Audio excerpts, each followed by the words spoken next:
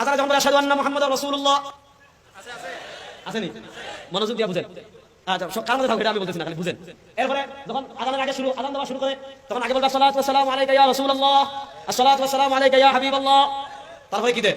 দুইটা কাজ বলবে। আপনি যখন বলবেন এটা করেন কেন, দুইটা কথা বলবে আপনাকে, দুইটা যুক্তি দিবে, কুযুক্তি। এক নাম্বার যুক্তি দিবে যে এটা করা নিষেধ আছে কোথায়, যে এটা করতে পারবো না, নিষেধ আছে কোথায় দেখেন তো, বুঝেন। আরেকটা যুক্তি দিবে দুরূদ শরীফ পড়া তো ভালো কাজ, এটা হারাম হবে কেন, বেদাত হবে কেন, বুঝেন। এক নাম্বার যুক্তি দিবে এটা নিষেধ আছে কোথায়, এত বাবা আমি ভালো করে দেই। নেতার নাম চুমা দেয়, ফতুয়া নাই। প্রেমিক প্রেমিকার নাম চুমা খায়, ফু দেয়, ওতে সমস্যা নাই।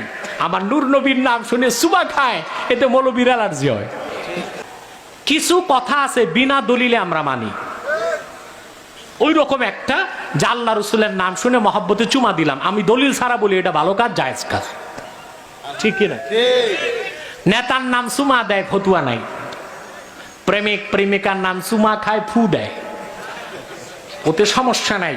আমার নূর নবীর নাম শুনে চুমা খায়, এতে মৌলবীর অ্যালার্জি হয়, ঠিক কিনা? রাসূলুল্লাহর নাম শুনে, বিশেষ করে আজানের সময় নূর নবী মুহাম্মদ সাল্লাল্লাহু আলাইহি ওয়াসাল্লামের নাম শুনে আঙ্গুলে চুমু দিয়ে চোখে লাগানো মুস্তাহাব বলেছেন ইবনু আবিদিন শামী, ফতোয়া শামী, পুরনো ছাপ, 370 পৃষ্ঠায়, প্রথম খণ্ডে। জি, তবে সাথে একটা দোয়া পড়বেন, বলে দিব। আল্লাহুম্মা মাত্তি'নি বিস-সাম'i ওয়াল বাসার কুররাত আইনি বিকা ইয়া রাসূলুল্লাহ। এই কথা বলে যদি কেউ বৃদ্ধাঙ্গুল চুমু দিয়ে চোখে লাগায়, নূর নবী বলেছেন আমি নিজে আমার সে আশেক উম্মতকে জান্নাতের পথ দেখায় দেব। ওয়া মুদখিলুহু ফি সুফুফিল জান্নাহ, আর আমি আমার আশেক উম্মতকে নিজ হাতে জান্নাতীদের কাতারে শামিল করে দিব। ফতোয়া শামী, প্রথম খণ্ড, পুরনো ছাপ, 370 পৃষ্ঠায় এই হাদিসও আছে, এই কথাগুলো আছে।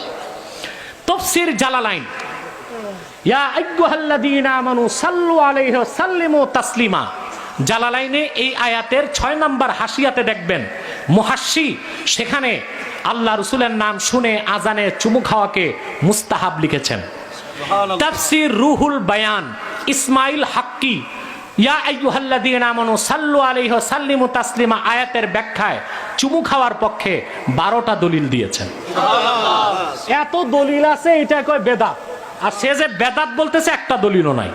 বিনা দলিলের কথা আমরা মানতে চাই না, দলিলের কথাই মানতে চাই।